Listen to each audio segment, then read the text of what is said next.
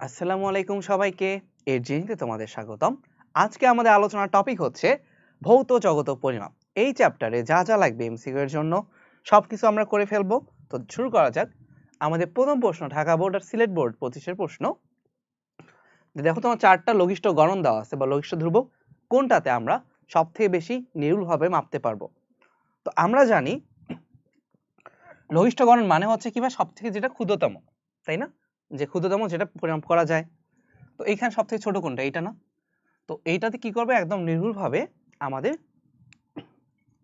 রেজাল্টটা দিবে। যেমন দেখো আমরা যদি এই দুটার মধ্যেই তুলনা করি, এটা রেজাল্ট দিবে এরকম যে 12.003 এরকম, বাট এইটা তোমার রেজাল্টটা দিবে এমন যে 12.0035। তাহলে আমরা এখানে কি পাচ্ছি? দশমিকের পরে চারটা সংখ্যা পাচ্ছি, কিন্তু প্রথমটাই দশমিকের পরে তিনটা সংখ্যা আছে। তো এখানে কি আরো বেশি নির্ভুল? এই জন্য আমার প্রথমটার মাধ্যমে কি হবে, একদম নির্ভুলভাবে পরিমাপ করা যাবে। এরপরে প্রশ্ন দেখো, নিচে কোনটা ভেক্টর রাশি? তাহলে তড়িৎ প্রবাহ, বিভব, ক্ষুদ্র ক্ষেত্রফল এবং কাজ। তড়িৎ প্রবাহ কেন ভেক্টর না? আমাদের মনে হতে পারে ভাই তড়িৎ প্রবাহের একটা দিক আছে। তো দেখো এটা যদি 3 অ্যাম্পিয়ার কারেন্ট যায় এটার মধ্য দিয়ে, আর এটার মধ্যে দিয়ে যদি যায় 5 অ্যাম্পিয়ার কারেন্ট, দুইটা মিলে হয়ে গেল কি ভাইয়া 8 অ্যাম্পিয়ার কারেন্ট। ঠিক আছে, এখন এই 8 অ্যাম্পিয়ার যদি 10 ডিগ্রি অ্যাঙ্গেলে থাকে তবুও 8 অ্যাম্পিয়ার, যদি 90 ডিগ্রি অ্যাঙ্গেলে থাকে তবুও কি হবে বলো, 8 অ্যাম্পিয়ারই হবে। তাহলে মিলিত হয়ে কি কত কারেন্ট হচ্ছে? 8 অ্যাম্পিয়ার কারেন্ট। এবার আমার কথা বুঝছো যে তড়িৎ প্রবাহের যে যোগফল আছে এটা হলো বীজগাণিতিক, হয় প্লাস অথবা মাইনাস। কিন্তু ভেক্টর এটা কি আমাদের অ্যাঙ্গেলের উপর ডিপেন্ড করে, এই কারণে এটা ভেক্টর না। কেন? কারণ এটা ভেক্টর যোগের সূত্রগুলো মেনে চলে না। তারপর বিভবেরও কোনো দিক নাই, শুধুমাত্র আমাদের ক্ষুদ্র ক্ষেত্রফল। ধর আমরা এখানে একটা ক্ষেত্রফল যদি বিবেচনা করি, এই ক্ষেত্রফলের দিক কি ভাই? এটার সাথে লম্ব বরাবর। এটা যদি তলটা হয় তাহলে এটার দিক কোন দিকে হবে? এই যে ধরো আমার কলমটা আছে না, কলমের দিকে, তাই না? লম্ব হয় বাইরের দিকে। তো এই জন্য ক্ষেত্রফল আমাদের যদিও মনে হয় যে এটা স্কেলার রাশি, কিন্তু ক্ষেত্রফলের দিক হচ্ছে ক্ষেত্রফলের উপর লম্ব, সেইটা, সেই অনুযায়ী ক্ষেত্রফল একটা ভেক্টর রাশি। আচ্ছা, এই গোলীয় তলে আমাদের কি করতে হবে? বক্রতার ব্যাসার্ধ নির্ণয় করতে হবে। বৃত্তাকার স্কেলে ভাগ সংখ্যা দেওয়া আছে, পিচ দেওয়া আছে 1 মিলিমিটার, স্ফেরোমিটারে 3 পায়ের মধ্যবর্তী গড় দূরত্ব 70.33 মিলিমিটার। তাহলে যন্ত্রটার সাহায্যে একটা গোলীয় উত্তল তলের উচ্চতা পাওয়া গেল 8 মিলিমিটার। আমার বলছে বক্রতার ব্যাসার্ধ বের করতে। তাহলে চলো আমরা যদি বক্রতার ব্যাসার্ধ বের করি, কিভাবে করব? আমরা একটা ফর্মুলা আছে, তাই না? ফর্মুলাটা কি আমরা জানি? সেটা হচ্ছে r সমান d²/6h প্লাস কি ভাই h/2। তাহলে h দেখো আমার দেওয়া আছে এখানে, যে উচ্চতা হচ্ছে 8 মিলিমিটার, তারপর d এর ভ্যালু দেওয়া আছে কত? 3 পায়ের মধ্যবর্তী গড় দূরত্ব হচ্ছে 70.3 মিলিমিটার। তাহলে আমরা যদি ভ্যালুগুলো বসাই তাহলে আমাদের কত আসে? ভ্যালুগুলো বসালে আমাদের উত্তর আসবে, তাহলে চলো আমরা একটু করে দেখি এটা কত আসে। তাহলে আমরা এখানে বসাই, দেখো 70² 70 কত আছে ভাইয়া? 33। এটা স্কয়ার বাই 6h, 6 × 8, তাহলে সবগুলোই মিলিমিটার আমাদের, তাহলে সমস্যা নাই, রেজাল্ট মিলিমিটার আসবে, প্লাস 8/2। তো ভ্যালুগুলো বসাই, আমাদের কত আসে? সেটা হচ্ছে 107.048, 107.048 মিলিমিটার। এই স্ফেরোমিটার দিয়ে সর্বনিম্ন কত দূরত্ব মাপা যাবে? তাহলে এখানে দেখো পিচ 1 মিলিমিটার, বৃত্তাকার স্কেলে ভাগ সংখ্যা 100। আমরা জানি স্ফেরোমিটারের লঘিষ্ঠ গণন সেটা কি? লঘিষ্ঠ গণন এলসি বা লিস্ট কাউন্ট, এটা হচ্ছে s/n, পিচ বাই ভাগ সংখ্যা। তাহলে 1 মিলিমিটার বাই 100, তাহলে কত ভাইয়া? 0.01 মিলিমিটার। এটা হচ্ছে 0.01 মিলিমিটার। স্ফেরোমিটারের সাহায্যে কোনো গোলীয় তলের বক্রতা ব্যাসার্ধ নির্ণয়ের সমীকরণ কোনটা? d²/6h plus h/2। আচ্ছা, রেকর্ড হচ্ছিল, মাঝখানে একটু স্টপ করছিলাম, তো এই জন্য চেক করে দিলাম। তাহলে আমাদের এটার ফর্মুলাটা হচ্ছে r সমান d square by 6h plus h by 2। তাহলে এটা হচ্ছে আমাদের এক নাম্বারটা। স্পেক্ট্রোমিটারের লঘিষ্ঠ ধ্রুবক আমরা কাকে বলি? যে ক্ষুদ্রতম দৈর্ঘ্য সঠিকভাবে নির্ণয় করা যায় যেটা, সেটা ঠিক আছে।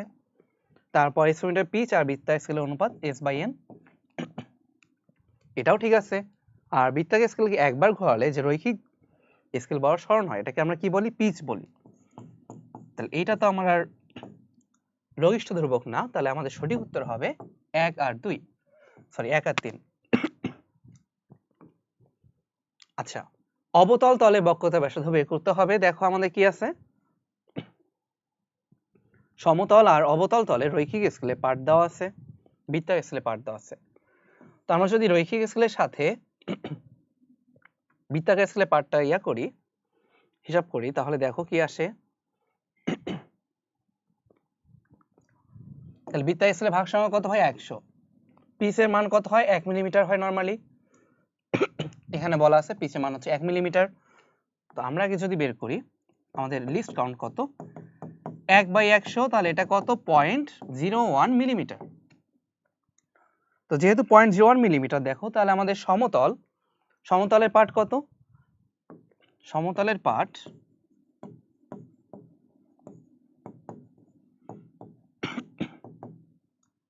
সেটা হচ্ছে 9 প্লাস 96 ইন্টু 0.01, তাই না? 96 পাওয়া গেছে যেহেতু, তার মানে এটা হচ্ছে 9.96 মিলিমিটার।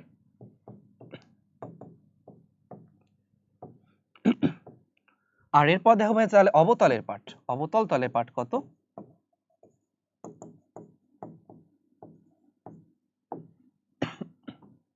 তাহলে এটা হচ্ছে 6 পয়েন্ট সামথিং দেখো, তাহলে 6 ইন্টু 33, 6 প্লাস 33 ইন্টু 0.01 সমান কত আসে? 6.33। তো এই দুইটা পার্থক্যকে আমরা কি বলবো? h সমান 9.96 মাইনাস 6.33। আচ্ছা, এরপর দেখো আমাদের 3 পায়ের মধ্যবর্তী গড় দূরত্ব আছে 40। আমরা এখন r বের করব। কিভাবে বের করব? r সমান d square by 6h plus h by 2। h এর ভ্যালু এখান থেকে কত আসে?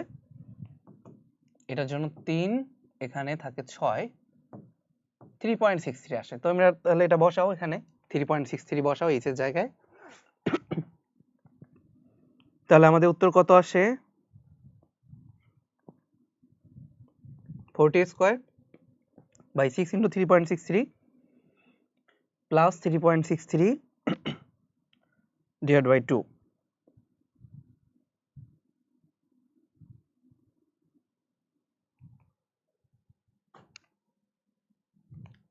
তাহলে এটা আসবে 75.276 মিলিমিটার। আচ্ছা ভাই, এখানে একটা ঝামেলা আছে, এটা টাইপিং মিস্টেক, এটা সেন্টিমিটার হবে, বুঝছো? একটা মিলিমিটার হবে আর একটা হবে সেন্টিমিটার। বোর্ডে প্রশ্ন এরকমই ছিল, নাহলে তো তোমার কনফিউজড হয়ে যাবে, দুইটাই তো একই অপশন, উত্তর কোনটা। তাহলে আমরা কি করব এখানে? জাস্ট এই জিনিসটাই, যে d স্কয়ার বাই 6h, তাহলে d এর ভ্যালু তোমার 40 দেওয়া আছে, সেখান থেকে আমরা বের করব d square by 6h plus h by 2। তারপর স্পেক্ট্রোমিটারে তোমার লঘিষ্ঠকরণের মান কত? 0.01 হলে নিচে কোন বেধটা নির্ভুলভাবে নির্ণয় করা যাবে? তো এইটা তো হচ্ছে সর্বনিম্ন, তাই না? এর থেকে উপরে এগুলা নির্ণয় করতে পারবা, এবং এইটা। এখন দেখো এগুলা কি আছে? দশমিকের পরে তিনটা সংখ্যা, এখানে আছে দুইটা সংখ্যা, এটাও তিনটা সংখ্যা, এটাও তিনটা সংখ্যা, শুধুমাত্র এটাই কি দশমিকের পরে দুইটা, এবং এই ভ্যালুটা কি আমার 0.01 থেকে বড়, তাহলে এটাই নির্ভুলভাবে নির্ণয় করা যাবে। ধরো আমার ওখানে সব থেকে পরিমাপ করা যায় 1, এন্ড তুমি কি ওইটা দিয়ে 0.5 পরিমাপ করতে পারবা? পারবা না। নির্ভুলভাবে পরিমাপ করতে পারবা 1 বা তার বেশি, ধরো 5 পরিমাপ করতে পারবা, এরকম। এরপর দেখো স্পেক্ট্রোমিটারের বৃত্তাকার স্কেলে দাগ সংখ্যা কত হবে? কিভাবে বের করব? এই প্রশ্নটা আসলে একটু ভুল আছে, বুঝছো?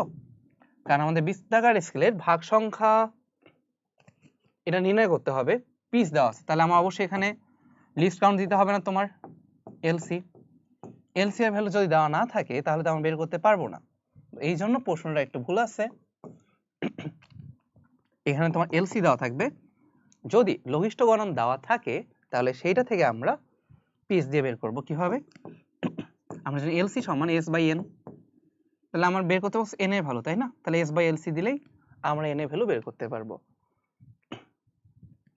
তারপর কাছের পুরুত্ব, এটা আমরা বের করতে পারবো না, কারণ হচ্ছে আমরা তো একই এখানে ভাগ সংখ্যা জানতেছি না, 1 নাম্বার। আবার এখানে তোমার ইয়া দেওয়া নেই, মানে ডি এর ভ্যালু। কাছে যে 3টা পায়া, মানে এক্সোমিটারের জন্য আমরা যে 3টা পায়া ইউজ করব, ওই 3টা পায়ার গড় দূরত্ব কত সেটা দেওয়া নেই, বুঝছো? ওটা ত্রিভুজাকার হয়, ওইটা গড় দূরত্বটা দেওয়া নেই। এখানে একটা D1 হয়, একটা হয় D2 আর D3। তো এই 3টার এভারেজ নিয়ে আমরা হিসাব করি ডি। তো এই ডি এর ভ্যালু এখানে দেওয়া নেই, যার কারণে আমাদের পয়েন্টটাও বের করতে পারতেছি না। এরপর বলছে নিচে কোনটা মৌলিক এককের উদাহরণ। মৌলিক একক কোনটা? ওই যে 60টা একক আছে না, ওগুলাকে বলে আমরা মৌলিক একক। তাহলে বেগ, ত্বরণ, বল এগুলা কি হবে না? কিন্তু স্বর্ণ একক কিভাবে? মিটার। আমরা তো জানি মৌলিক এককও মিটার দৈর্ঘ্যের একক, তাহলে স্বর্ণ হচ্ছে একটা মৌলিক এককের উদাহরণ, স্বর্ণের একক আর কি। এরপর বলছে স্পেক্ট্রোমিটারের সাহায্যে এইচ নির্ণয়ের সূত্র। সেটা কি হবে? বৃত্তাকার স্কেলে পূর্ণ ঘূর্ণন সংখ্যা যদি হয় m, অতিরিক্ত ভাগ সংখ্যা n, লঘিষ্ঠ ধ্রুবক LC হলে কি হবে? তাহলে আমরা জানি এটা কি হয় ভাইয়া, m ইন্টু পিচ প্লাস কি হবে আমাদের বৃত্তাকার স্কেলে ভাগ সংখ্যা, তাহলে n ইন্টু লিস্ট কাউন্ট, তাই না? লঘিষ্ঠ গণন LC। তাহলে আমাদের এখানে উত্তর কি হবে? উত্তর হবে ডি, h সমান m into pitch d plus n into LC। Okay, পরেরটা দেখো, প্রকৃত মান ও পরিমাপ মানের পার্থক্যকে কি বলে? একটা যখন আমরা পরিমাপ করব সেটা প্রকৃত মান, এবং পরিমাপ মানে যে পার্থক্য তাকে বলে আমরা পরম ত্রুটি। এই পরম ত্রুটিটাকে যখন আমরা প্রকৃত মানের সাপেক্ষে হিসাব করতেছি তখন তাকে কি বলে? আপেক্ষিক ত্রুটি, তাই না? তাহলে পরম ত্রুটি ডিভাইড বাই আপেক্ষিক, পরম ত্রুটি বাই যদি হলো প্রকৃত মান, তখন কি হচ্ছে আমাদের আপেক্ষিক ত্রুটি। এইটাকে আবার যখন শতকরায় প্রকাশ করব তখন হবে শতকরা ত্রুটি। একটা স্ক্রু গজে লঘিষ্ঠ ধ্রুবকের মান 0.01 মিলিমিটার, ন্যূনতম কত ভেদ মাপা যাবে? এখন ভাইয়া যেটা সব থেকে ছোট এটাই তো মাপা যাবে, তাই না? কারণ এটাই লিস্ট কাউন্ট, তাহলে কতটুকু মাপা যাবে? 0.01 মিলিমিটার। সরল দৈর্ঘ্যের সাহায্যে কোন স্থানে জি এর মান পাওয়া গেল 10 মিটার পার সেকেন্ড, প্রকৃত মান যদি হয় 9.81, পরিমাপের শতকরা ত্রুটি কত? তাহলে এটা কি 10 মাইনাস 9.81 ডিভাইড বাই 9.81 ইন্টু 100 দিয়ে পার্সেন্টেজে কনভার্ট করব, তাই না? তো এটা আমাদের কত আসে? 10 মাইনাস 9.81 ডিভাইড বাই 9.81 ইন্টু 100, তাহলে এটা আসে আমাদের 1.93%। তাহলে এখানে কিন্তু তোমার পরিমাপ করা মান না, এখানে বসবে কি? প্রকৃত মান নিচে, ঠিক আছে? আচ্ছা, কোয়ান্টাম তত্ত্বের জনককে আমরা জানি, কোয়ান্টাম তত্ত্বের জনক হচ্ছে বিজ্ঞানী ম্যাক্স প্লাঙ্ক। বিজ্ঞানী ম্যাক্স প্লাঙ্ক কোয়ান্টাম তত্ত্বের জনক। আসলে আজকে একটু কাশি আসতেছে, আবহাওয়াটা একটু চেঞ্জ তো। বেগের মাত্রা কোনটা? বেগের মাত্রা আমরা জানি এল পার টি। কেন ভাইয়া? বেগের একক কি পড়ছো না? Metre per second. মিটারের জন্য এল, সেকেন্ডের জন্য টি, তাহলে পার টি, এল পার টি। নিচের কোনটা লব্ধ রাশি? ভর, সময়, তাপমাত্রা এগুলো কি? মৌলিক রাশি। আর এখানে একটাই আছে কি আমাদের লব্ধ রাশি, তাহলে কম্পাঙ্ক। তাহলে কম্পাঙ্ক একটা মৌলিক রাশি। নিচে কোনটা পর্যবেক্ষণমূলক ত্রুটি? তাহলে আমাদের পর্যবেক্ষণমূলক ত্রুটি, তাহলে আমাদের কি জানতে হবে? আগে ত্রুটির শ্রেণীবিভাগ জানতে হবে। তো এরপর আমাদের থাকবে পর্যবেক্ষণমূলক ত্রুটি কোনটা। তো দেখো আমাদের প্রথমে থাকে যান্ত্রিক ত্রুটি। যান্ত্রিক ত্রুটি আমরা খেয়াল রাখবো হবে পিছলে, পিতে হচ্ছে পিছট ত্রুটি, শতে শূন্য ত্রুটি, লেতে হলেও লেভেল ত্রুটি। এরপর দেখো আমাদের পর্যবেক্ষণমূলক ত্রুটি, এটা আমরা খেয়াল রাখবো হবে সুন্দর লম্বা ব্যক্তির পরিচয় কি? সুন্দর লম্বা ব্যক্তির পরিচয় কি? তাহলে আমাদের সুন্দর মানে হচ্ছে এখানে সূচক ত্রুটি, লম্বা হলো লম্বন ত্রুটি, ব্যক্তির হচ্ছে ব্যক্তিগত ত্রুটি, ব্যক্তিগত ত্রুটি, আর পরিচয়ের মধ্যে হচ্ছে প্রান্ত দাগ ত্রুটি।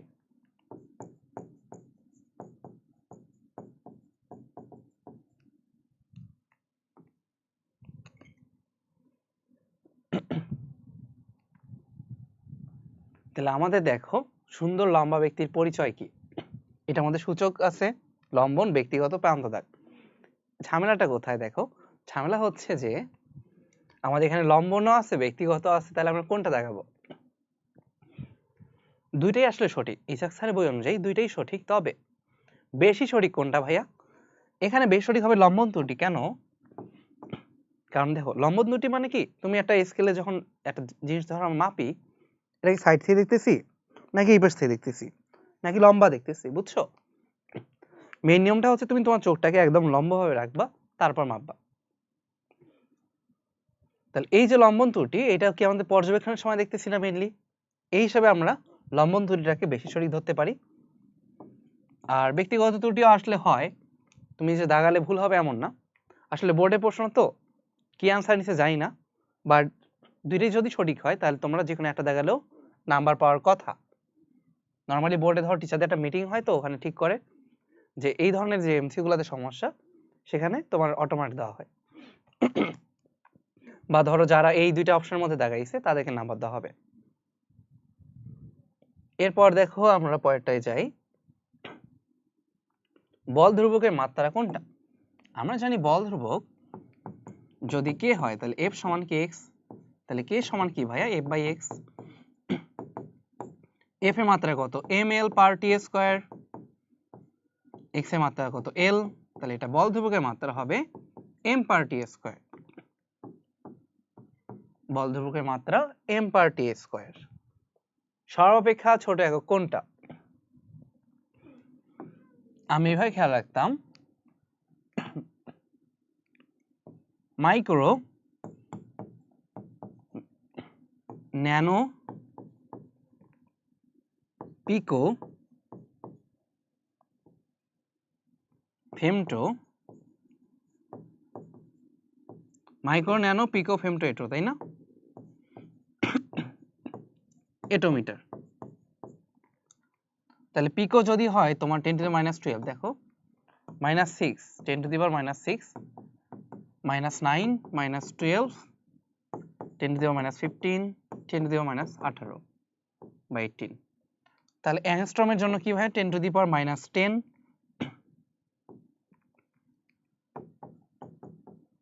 আর এক্স এর জন্য কি হচ্ছে তোমার, এক এক্স ইউনিটের জন্য তোমার 10 টু দি পাওয়ার মাইনাস 13। আচ্ছা একটু কাশি আসতেছিল তো একটু প্রবলেম হয়েছে, যাই হোক।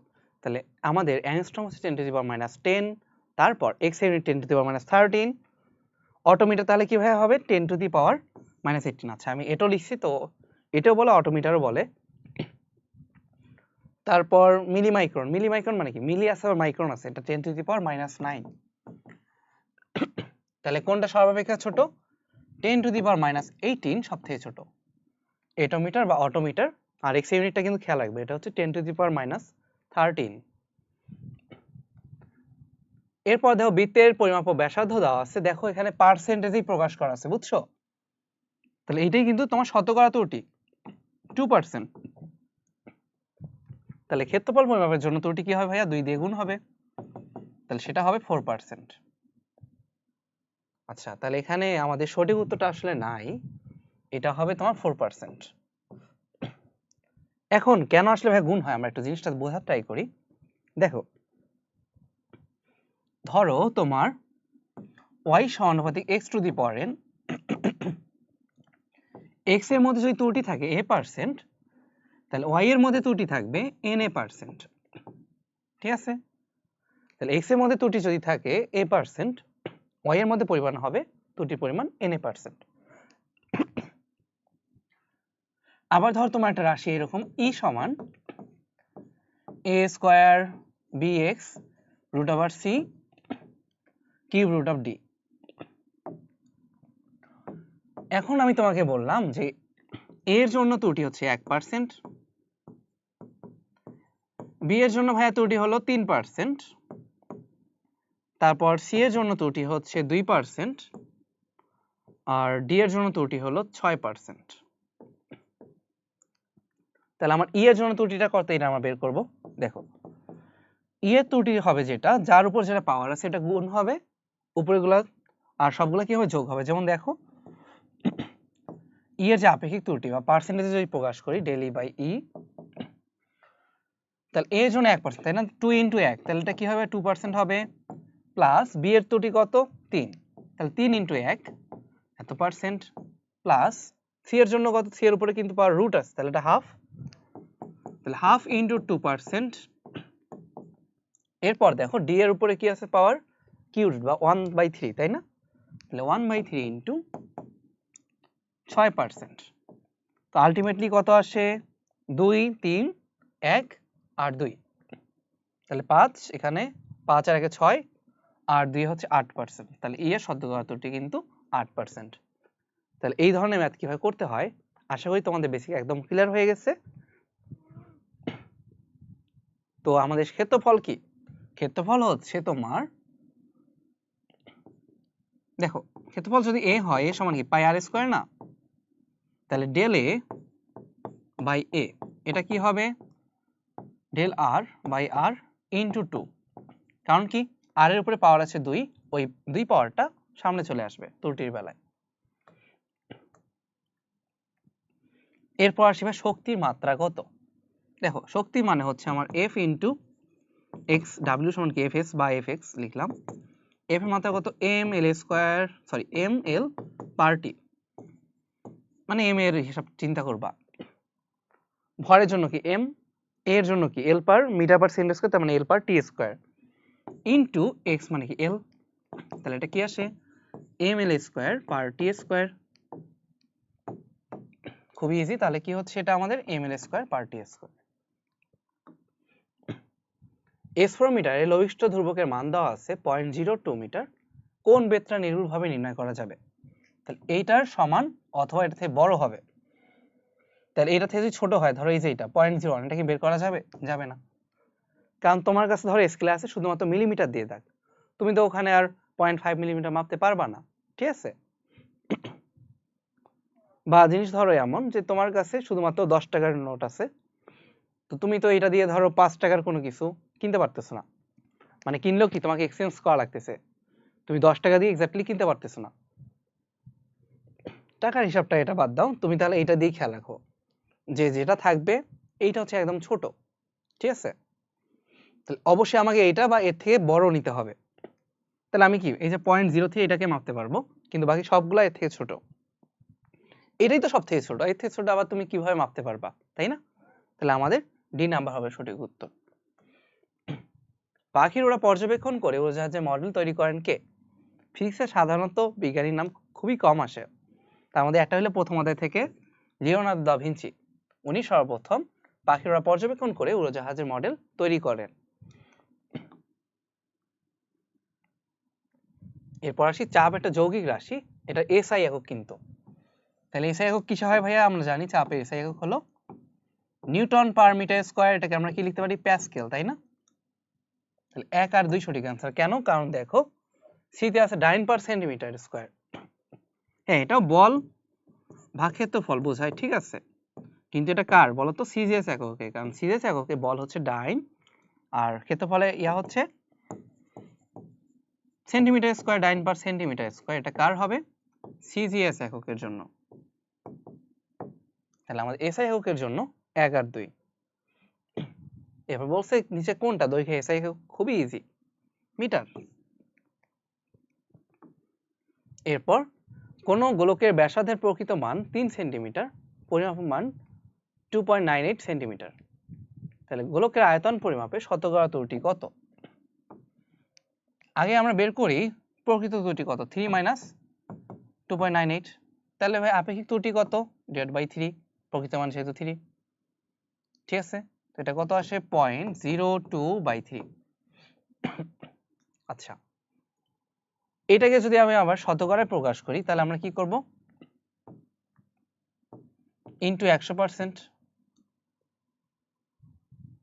এখন দেখো গোলকের আয়তন পরিমাপের ত্রুটি, দেখো আমাদের যদি ব্যাসার্ধ, আমরা জানি ভি সমান কি 4/3 পাই আর কিউব, তোমাদের এটা পড়ানো হয়েছে না, তাহলে ডেল ভি বাই ভি এটা কি হবে 3 ইনটু এই যে আর এর উপর যে পাওয়ার 3 ইনটু ডেল আর বাই আর।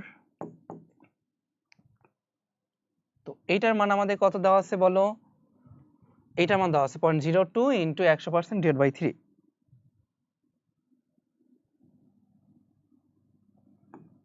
তাহলে আমরা একটু হিসাব করে দেখি এটা কত আসে, তাহলে 3 ইনটু এই ভ্যালুটা বসাও 0.02/3 ইনটু 100%। তাহলে আমরা এটাকে আগে শতকরায় কনভার্ট করলাম, আপেক্ষিক যে ত্রুটিটা আছে এটাকে শতকরায় কনভার্ট করছি, দেন হচ্ছে আমরা কি করলাম শতকরা ত্রুটিটাকে সামনে আবার 3 দিয়ে গুণ করে তোমার ব্যাসার্ধের ত্রুটি থেকে আমরা আয়তন ত্রুটিতে গেলাম, 3 3 কাটাকাটি যায় ইজিলি, আর 0.02 এর সাথে 100 গুণ দাও তাহলে কি আসে ভাইয়া 2%। তাহলে আমাদের শতকরা ত্রুটি কত হবে, এখানে শতকরা ত্রুটি হবে 2%। আচ্ছা, এর পরের প্রশ্নে আমরা যাই, লেভেল ত্রুটি কোন যন্ত্রের জন্য প্রযোজ্য, তাহলে বলো তো লেভেল ত্রুটি কোন যন্ত্রের জন্য প্রযোজ্য। লেভেল ত্রুটি তোমার ঊর্ধ্বস্থিতিক নীতির জন্য প্রযোজ্য, বুঝছো। ঊর্ধ্বস্থিতিক নীতিটা কি, এটা বিজ্ঞানী গ্যালিলিও আবিষ্কার করছিলেন, তোমার এটা তুলা বলছে, এটা আসলে একটা যন্ত্র, বুঝছো, নিক্তি টাইপ, ঊর্ধ্বস্থিতিক নীতি। আচ্ছা, আর বাকিগুলোর জন্য আমাদের লেভেল ত্রুটি লাগে না, কেন, কারণ ঊর্ধ্বস্থিতিক যন্ত্রে তোমার এখানে একটা অ্যাঙ্গেলের উপর ডিপেন্ড করে জিনিসটা, ঠিক আছে, একটা অ্যাঙ্গেলের মানে একটা ধরো ভূমির সাথে অনুভূমিক লেভেলে আছে কিনা এটা দেখতে হয়, তাহলে এই জন্য তোমার ওখানে লেভেল ত্রুটি লাগবে। পরিমাপের যথার্থতা কার সাপেক্ষে সম্পর্কিত। আচ্ছা, এখানে একটা প্রশ্ন, অপশনটা ভুল আছে, তোমার এটা হবে ভুলের, বোর্ডের প্রশ্নটা এটা ছিল ভুলের। তো পরিমাপের যথার্থতা ত্রুটির যন্ত্রের নাকি ভুলের সাথে সম্পর্কিত, যেহেতু পরিমাপের যথার্থতা তাহলে এটা ত্রুটির এবং যন্ত্রের সাথে সম্পর্কিত, যে ত্রুটি কতটুকু কম, যন্ত্রটা কতটুকু নির্ভুল, ঠিকঠাক আছে কিনা, কাজ করে কিনা সেটার উপর, ভুলের উপর পরিমাপের যথার্থতা নির্ভর করতেছে না, এটা আমরা খেয়াল রাখবো। পরের প্রশ্ন দেখি, একটা বস্তুর ভর দেওয়া আছে, আয়তন দেওয়া আছে, ঘনত্বের শতকরা ত্রুটি কত। আমরা জানি ভাই রো এটা সমান কি m/v। এখন এটাও কিন্তু শতকরা প্রকাশ, এটাও শতকরা প্রকাশ, তো আমাদের যে ডেল মানে এই যে ধর পরিমাপের ত্রুটি আছে এটা যদি আমরা হিসাব করি এটা কত হবে প্লাস ডেল v/v, অর্থাৎ ভরের ত্রুটি আর আয়তনের ত্রুটি। তো ভরের ত্রুটি কত 2%, আয়তনের ত্রুটি কত 3%, তাহলে টোটাল যে আমাদের রো মানে এটা ঘনত্বের ত্রুটি সেটা কত হবে 2 + 3 = 5%, 2 + 3 = 5%। আচ্ছা, তাহলে আমাদের উত্তর হবে B5, শতকরা ত্রুটি হচ্ছে 5%। এরপর দেখো ওই বস্তুর ঘনত্বের পরম ত্রুটির সঠিক মান কত, তার মানে পরম ত্রুটি কত। আগে আমাদের বের করতে হবে না ভাই বস্তুর ঘনত্ব কত, তাহলে 100/100 1। এখন আমাদের শতকরা ত্রুটি ছিল কি 100 হলে ত্রুটি ছিল 5, তাহলে 1 হলে ত্রুটি কত 5/100, ঘনত্ব যদি 1 হয় 5/100, তাহলে এটা কি 0.05, বুঝছো। তাহলে আমাদের ঘনত্বের শতকরা ত্রুটি কত 0.05 kg/m³, 0.05 kg/m³। পরম ত্রুটি আমরা আরেকভাবে বের করি, দেখো সেটা হচ্ছে শতকরা ইনটু প্রকৃত মান। আমি তো তোমাকে ঐকিক দিয়ে বুঝাইলাম, এটা হলো শতকরা ইনটু প্রকৃত মান। তো প্রকৃত মান কি ছিল বলো ভাইয়া, এখানে 1, শতকরা কত 5%, তাহলে পার্সেন্টেজ তুমি প্রকাশ করো 5/100, এটা কত আসে 0.05, ঘনত্বের একক কি kg/m³, এত। এরপর দেখো নিচে কোনটা অন্য তিনটা একক হতে ভিন্ন। ঘনত্ব, আয়তন, বেগ, এর মানে কি ভি রো জি। আচ্ছা ভি রো জি কি? এমজি। এমজি এর একক কি হয় বলতো? নিউটন। এরপর ইয়ং এর স্থিতিস্থাপক গুণাঙ্ক ইনটু ক্ষেত্রফল, দেখো ওয়াই ইনটু এ। ওয়াই এর মাত্রা একক কি বলতো? নিউটন পার মিটার স্কয়ার না? এর একক হলো মিটার স্কয়ার, তাহলে এটা একক কি হবে? নিউটন। এরপর এটা দেখো ভর ইনটু অভিকর্ষ ত্বরণ এমজি, এটার এককও নিউটন, কিন্তু ভরবেগ পরিবর্তনের হার, তাহলে দেখো ভরবেগের পরিবর্তনের হার, ভরবেগ হচ্ছে কি?